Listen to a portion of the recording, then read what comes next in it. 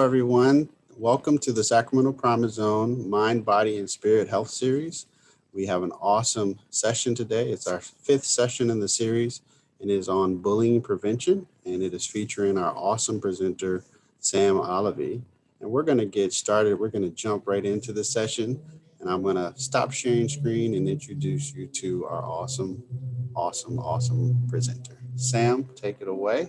Wonderful. Hello, everybody. Thanks for joining us on this Friday morning. I will start by telling you a little bit about myself. My name is Sam, and I serve as the founding director of the Center for Community Engagement at Samuel Merritt University. And I know that that is the longest title possibly ever. So for those of you who don't know Samuel Merritt University, we are a health sciences university. We have campuses in Oakland and Sacramento, Fresno, and San Mateo. And really our goal is to create healthier communities. So what that looks like for us is that we're working hard to create a healthcare workforce that is diverse and reflects the diversity of the communities who our students will one day go out and serve as healthcare workers. It means that we're working hard to make sure that our students have experiences out in the community while they're students, so that once they go out to become professionals, they're well equipped to deal with diverse issues and to tackle health equity head on. So it's really wonderful to work with community partners like Promise Zone because it's clear that we share a lot of values and that there's a lot of work we can do hand in hand together to really make sure that our communities are able to prosper and be safe and healthy. So I've spent my whole career working with young people. I've worked in second grade classrooms all the way up to high school. I now work at a university, so I spend my days working with some really incredible college students. I've led summer leadership institutes for middle school and high school students. And probably most importantly with this presentation is I've been a student, I've been bullied. This is a topic that is very close to my heart. I've also had the privilege on working on bullying and school safety from a legislature perspective. I spent 4 years working with the Obama administration on issues of school safety. I've had the opportunity to work on a number of bills and laws in the California legislature. So really excited to be able to talk about and work on this issue from a really systematic level as well. And finally, I have my master's degree in education from Stanford's Graduate School of Education. I've spent some time learning about schools and institutions of education from an academic perspective as well. So I'm excited to talk to you all today and share some of that with you. Before I begin, I wanted to take a moment to tell you all the story of Justin 𝙎𝙤𝙀. Justin grew up in Anoka, Minnesota. He loved playing the cello and hanging out with his friends, and was always known for being one of those kids with a huge smile on his face. Unfortunately, behind that smile, there was a lot of pain. And in July of 2010, just weeks after Justin finished his freshman year of college, his parents, his mom and his brothers found him dead in his room. He had committed suicide. And after months and months of experiencing bullying at school because he was gay, something that his parents didn't know that he was experiencing, unfortunately, he took his own life. And actually, by the end of 2010, by the end of that year, 7 students just in that school district had committed suicide because of bullying. I first heard about Justin's story in 2011.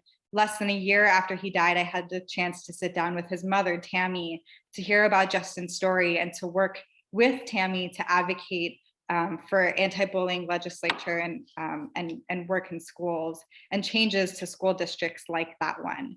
And when I was meeting with his mom, she told me, Sam, I want you to remember Justin's story forever. I want it to drive your work. And still to this day, I think of Justin very often. Now, before I begin, I want to talk a little bit about the definition of bullying so that I know that we're all on the same page. According to the US government, this is the official definition of bullying. And it's that aggressive behavior among school-aged children that involves a real or perceived power imbalance. The behavior is repeated or has the potential to be repeated over time. And for some of you all who are joining us today, I wanted to give you a chance in the chat box to kind of talk about what are your initial reactions to this definition? What are strengths that you see, and what are some maybe limitations to this definition of bullying?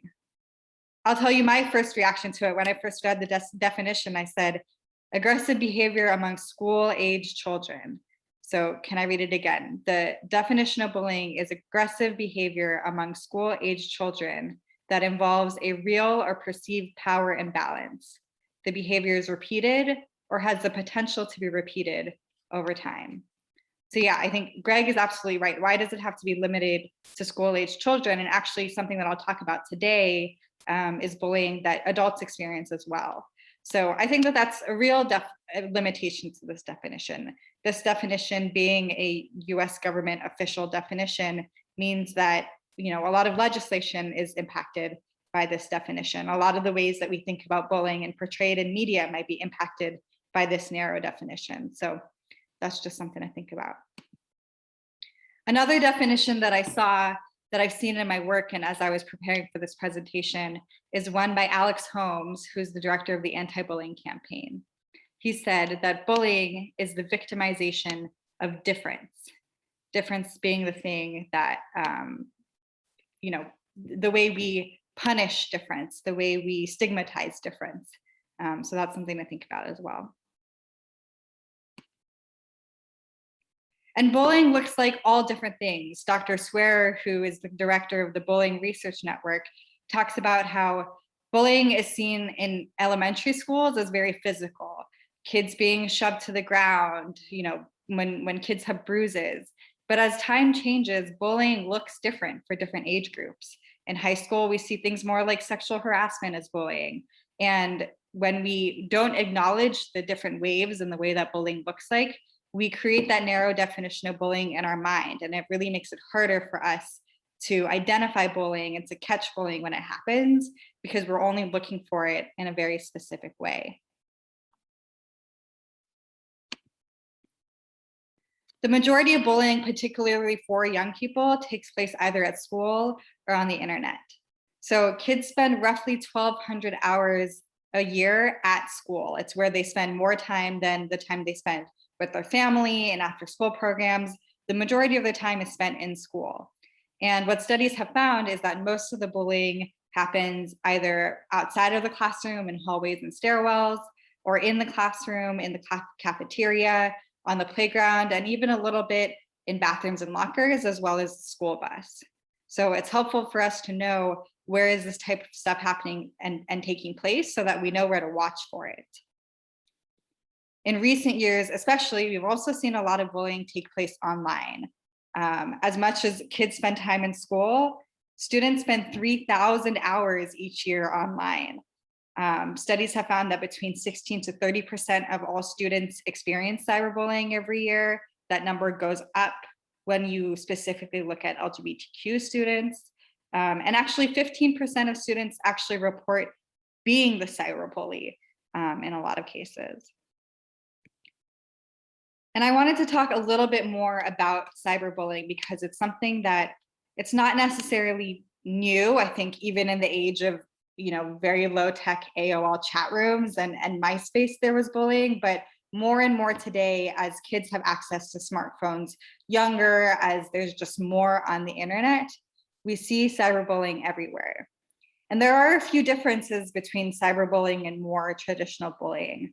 One of the first is that cyberbullying really has the opportunity to be anonymous.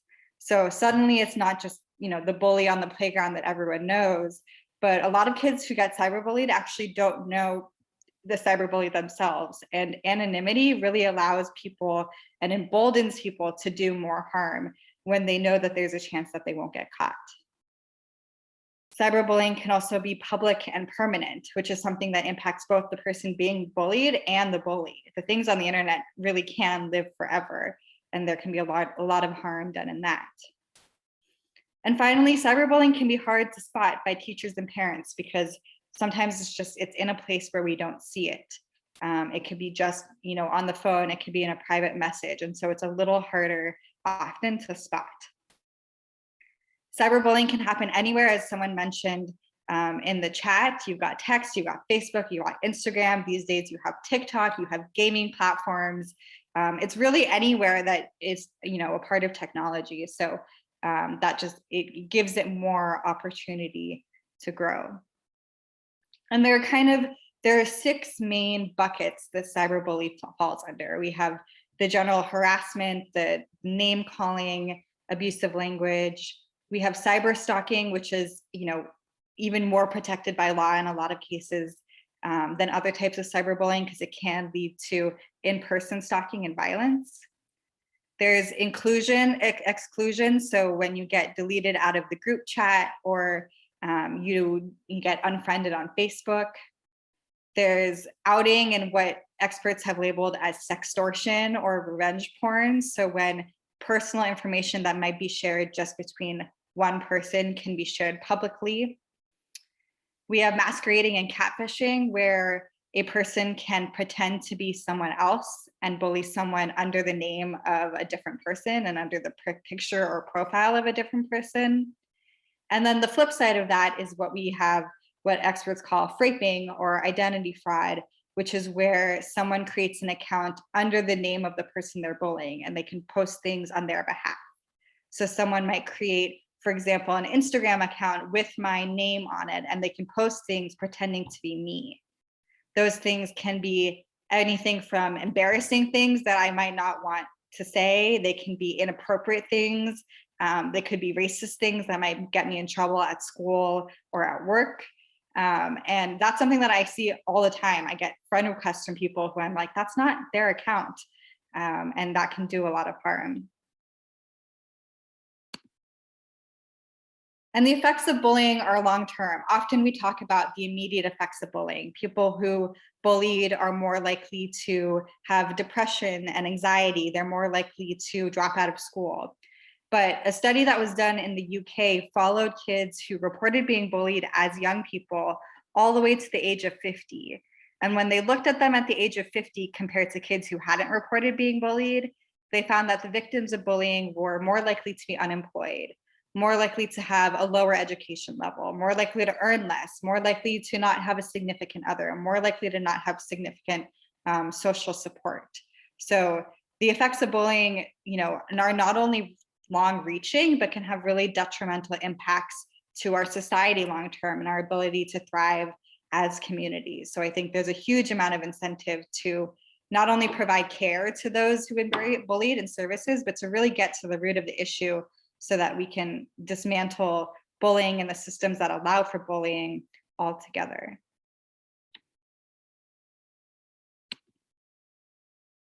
And that's kind of why I wanted to address for a second, why do kids bully? I think it's important to kind of talk about this, because the better we understand why it's happening, the more we can identify interventions to stop it. They've actually done studies where they've asked kids, why do you bully? A lot of them say it's because they're seeking attention. Maybe they're not getting enough attention at home, or they're being neglected.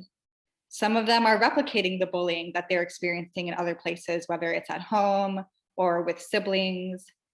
Some of them might feel jealous or insecure, and they act out because of that. Some of them are reinforcing systematic oppressions that they've learned. I think it's important to recognize that bullying happens in the larger context of society, and when people learn things that are about racism and homophobia, they may replicate that in their own actions. A lot of bullies often are worried that they'll get bullied themselves. Maybe they're new to a school, they're worried about being a target because of another identity they hold. And so in order to assert their dominance and to not become the victim, they become the bully. And a lot of bullying also comes from trauma. I think a lot of bullies have reported that they're trying to regain a sense of control in their own lives, and they do that by hurting others and taking control of a social situation.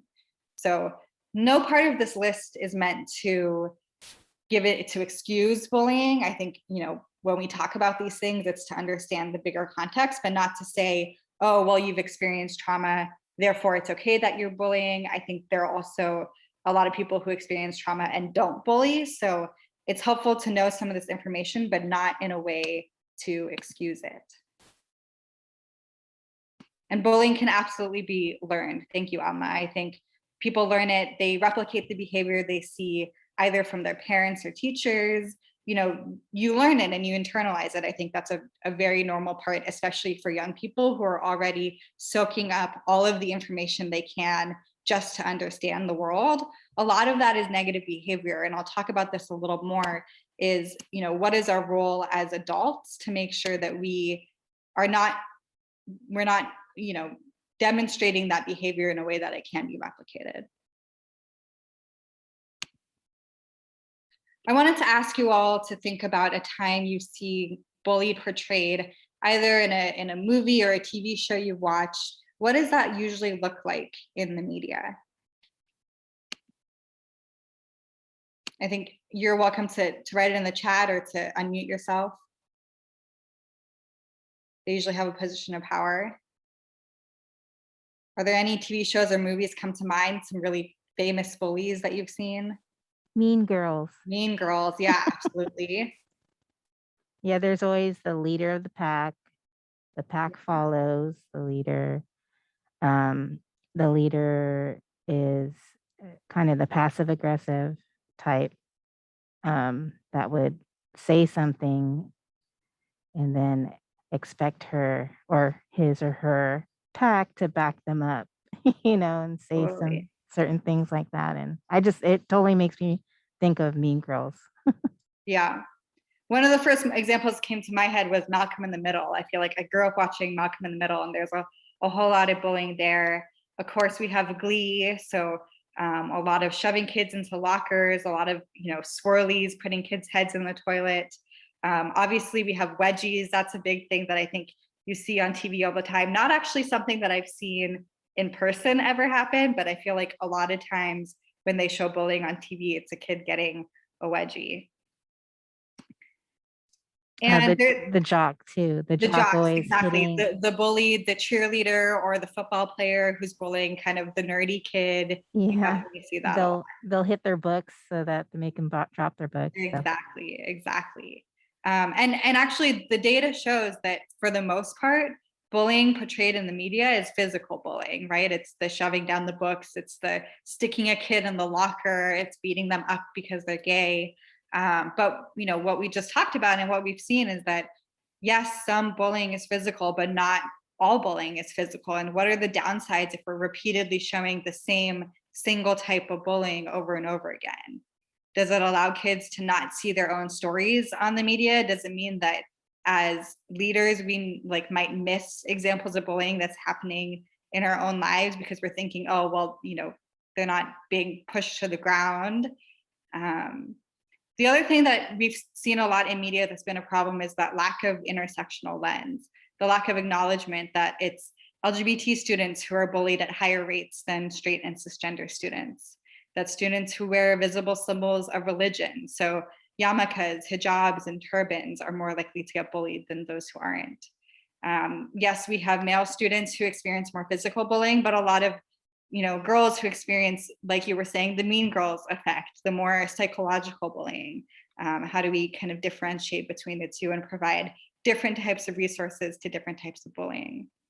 And of course, by race, over 20% of allegations of bullying in this country have a racial component to it. But that's not something we see always portrayed in the media. It's usually it's the jock, but he picks just some random nerd kid. There's no rhyme or reason to the victims that he's choosing. So the other thing, with things like Mean Girls, with things like reality TV, where people are being mean and catty to each other, they're starting fake rumors with each other, is actually that bullying can get normalized in a really harmful way. So a study actually found that 78% of girls who watched reality TV thought that gossip was a normal part of relationship between girls, something that was not only okay, but something that they should just learn to accept, which was at a higher rate than the people who didn't watch the shows that really portrayed that catty type of bullying that can do a lot of damage. Again, bullying often that's portrayed in the media ignores those systematic and societal factors, right? If bullying involves some kind of power dynamic, a lot of times those bullies are looking at power dynamics that already exist in society, things like race and gender and sexual orientation and religion, and they're capitalizing off of that power dynamic in order to bully others. One thing that you all probably have heard too is sticks and stones may break my bones, but words will never hurt me. And we tell this message to kids thinking that it'll make them stronger, but what it does is it keeps them from understanding that bullying can absolutely be verbal, but that they can hurt from words. Their words can hurt, and they're allowed to feel hurt by the words of others and report it. So that language has been shown to be very harmful as well. And then again, that bullying is only between school kids. Not only can bullying be perpetrated by adults to children, but adults can be bullied by each other as well. And we'll talk a little bit about that today. So when it comes to bullying with adults, it primarily looks a few ways. One, of course, being a hostile workplace environment. The same way that kids spend the majority of their days in schools, most of us spend the majority of our days at work, and there's a whole lot of bullying that can happen there. We see aspects of bullying in domestic and sexual harassment and violence. We see adult friend group dynamics where people are starting rumors or they're gossiping. Maybe it's there's a lot of studies done out there about the parents of your kids' friends and the dynamics of groups like that, people who you don't necessarily choose to be around. There's a lot of data out there about hazing and abuses of power in higher education, whether it is the 19-year-olds in a fraternity, or it's a graduate student and their grad school advisor, things like that. Reports have found that 30% of adults experience bullying, and actually that almost exactly matches the rates of bullying among young people, and yet we talk about it way less. The other thing I wanted to acknowledge as we kind of go through this is that there's a huge overlap between bullying and harassment. In the same way as the definition of bullying, the definition of harassment also includes a power differential, as well as something that is continuous or can be continuous and ongoing. And historically, the way that experts have kind of parsed the two is that they've said, well, harassment has to be done to a protected class. So a historically and legally defined group of marginalized people. And unlike bullying, it's protected by law. But actually, in the last decade or so, what we've seen is, first of all, for a lot of workplaces, the definition of harassment has been broadened. So it's not just about those who might have protected identities. Anyone can be harassed. And so we've seen a broadening of a definition there, but we've also seen more legal protections for bullying. And so more and more, I think for a lot of people, those words become interchangeable. But what I want to recommend and encourage you all to do is to think about how that language matters. My husband was telling me the other day about the office bully in his work. I won't say where he works, but he was like, everyone knows this guy is the office bully. He makes people cry all the time. He makes people quit. And I was like, what are they doing about it? And he said, nothing. He's just the office bully. And I said, well, what if you changed your language? If people started calling him the office harasser, I think that people would react really differently, that management may flip the switch and start some action there. Your language does matter, and I encourage you to really think about when do you want to use the language of bullying? When might it be more appropriate to use the language of harassment in order to end any harm that's being done in a setting? So something to think about. And then what do we do about bullying, right? That's the big question. The biggest kind of language that has been put out there around best practices is stop, block, and tell.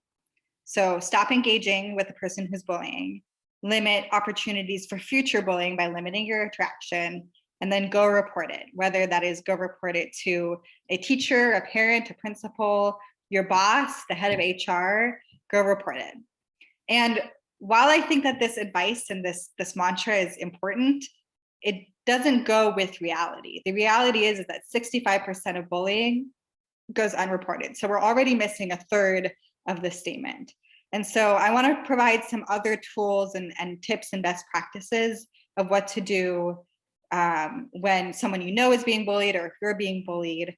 The first is primarily for those of you who might interact with children. So if you are a teacher, if you're a parent, if you're an aunt or an uncle, talk to kids before something takes place, right? When a student comes to you and they're being bullied and they're in crisis mode, they don't always hear the whole picture, or they may not always have the capacity to truly understand how you're reacting. So if you're open about conversations about what is bullying, what to do when a student is bullied, how you might support someone when there's bullied, if you're talking to those students about it beforehand and those young people, and making sure that they know you're a resource, that you have the capacity to understand that bullying can be harmful, and that you're going to be someone who supports them before there's a crisis, they're a lot more willing to come to you when there's an actual problem.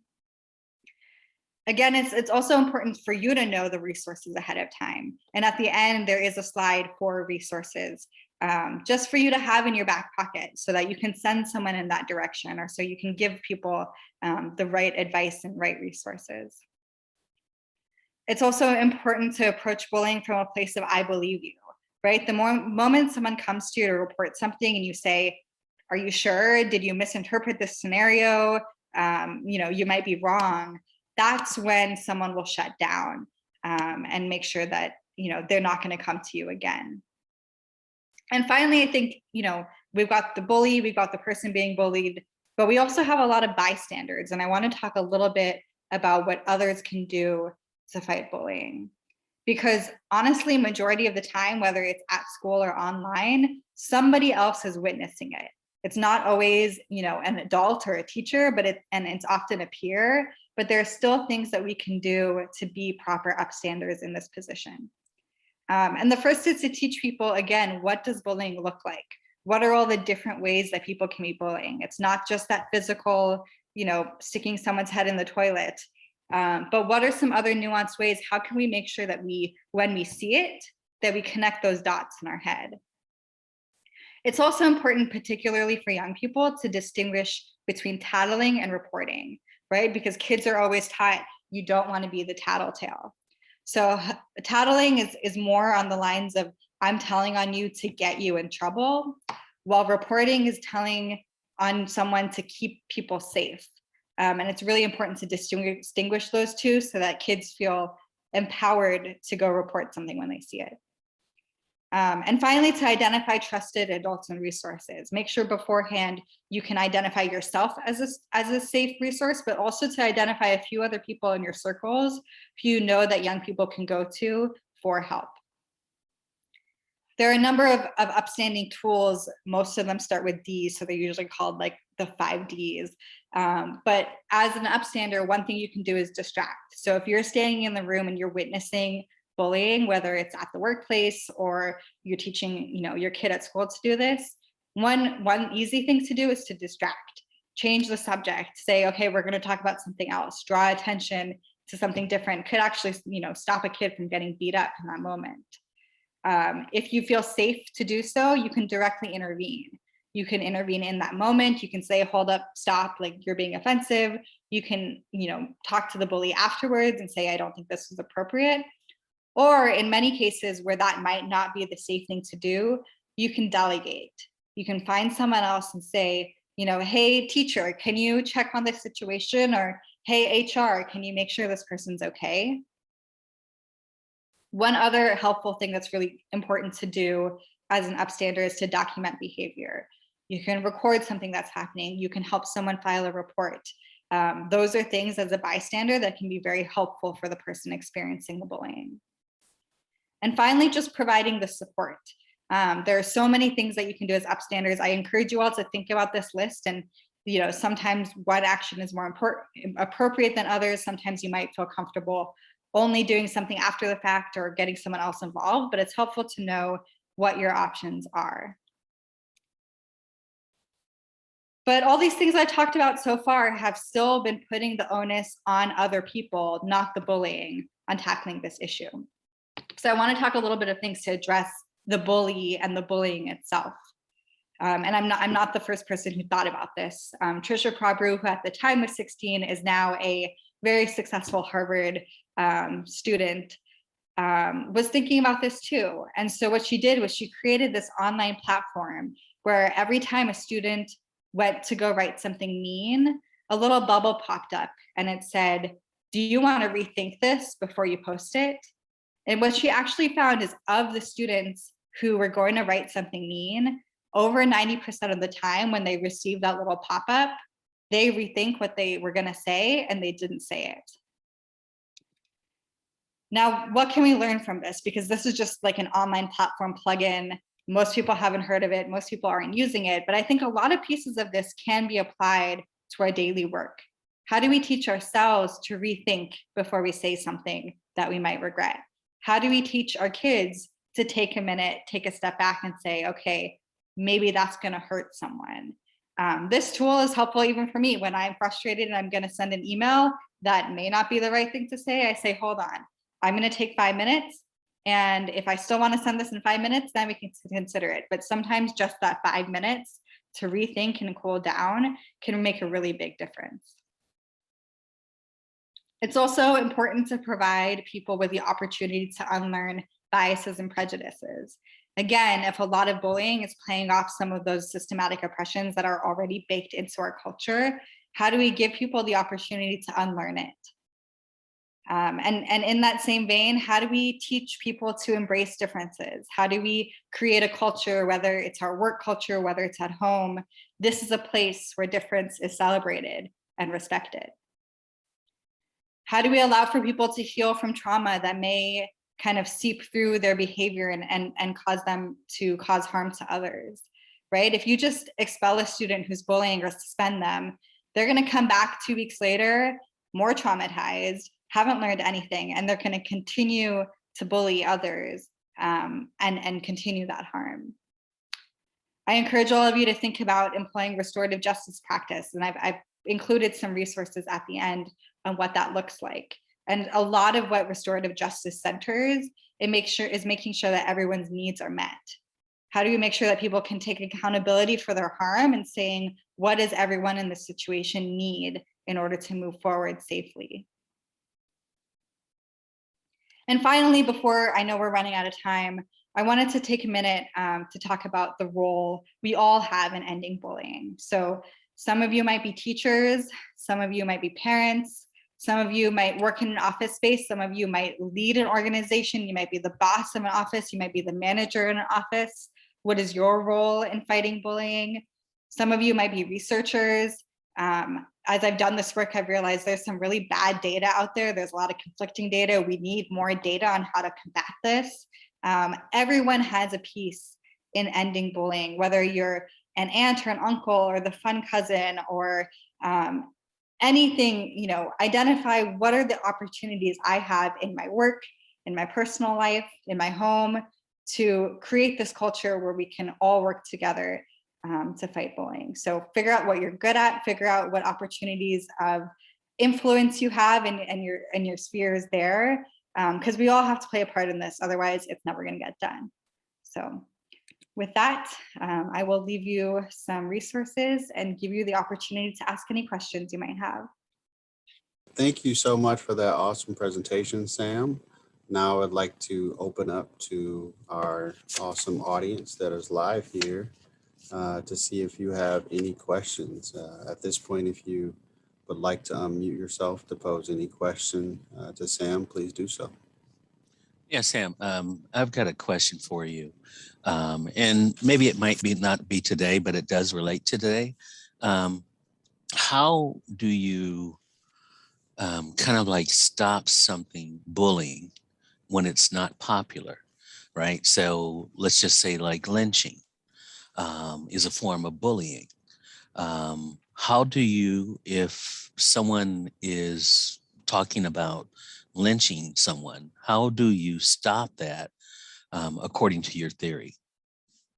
Yeah, I mean, I think in most situations, stopping the bullying is unpopular, at the very least in your small social circle, but oftentimes in the larger societal context as well.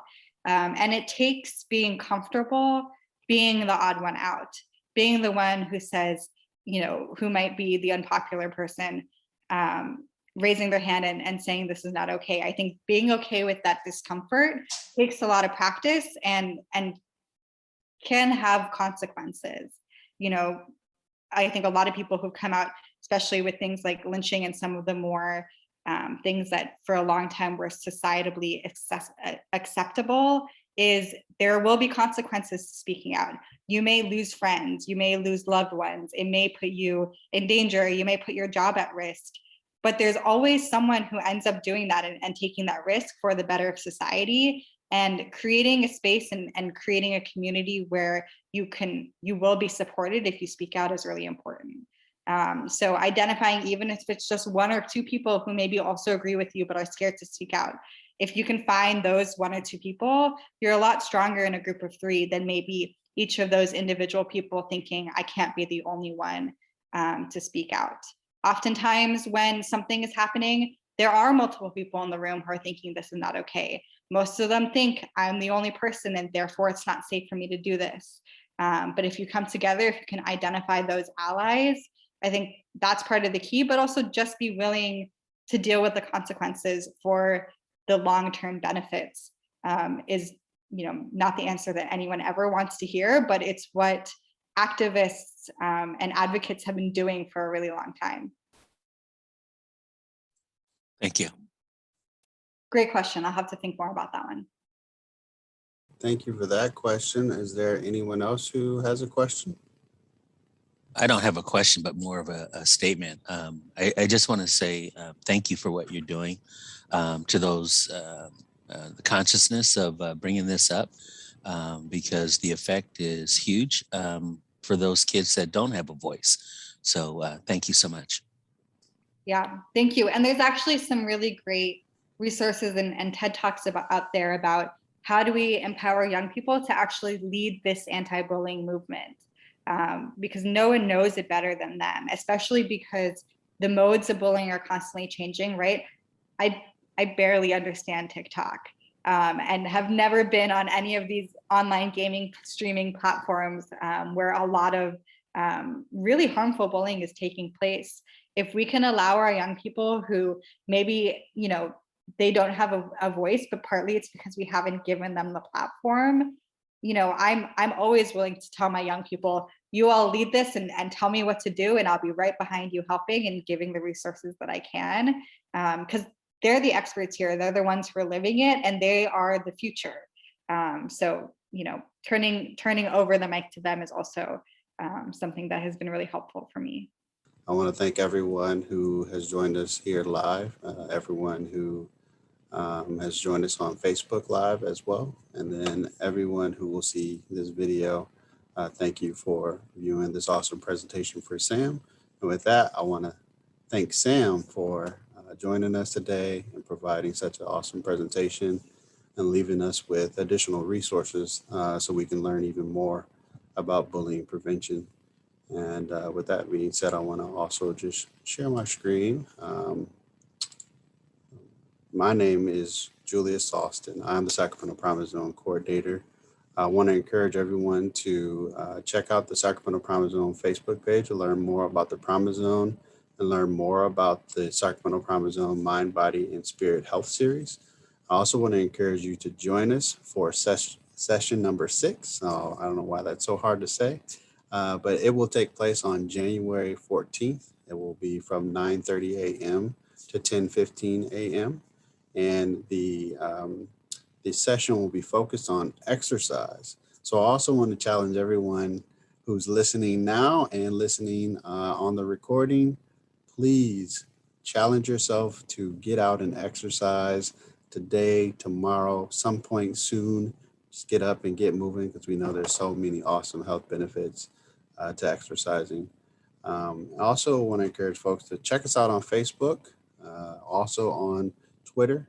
We are sharing amazing resources across all spectrums. So education, health, opportunities for jobs, opportunities in regards to housing, even fun opportunities, opportunities to take advantage of art. So it's like a one-stop shop of all kinds of resources and opportunities from hundreds of partners in the Sacramento area. So check that out, please. So thank you, everybody. Have a great day, and we'll talk to you soon.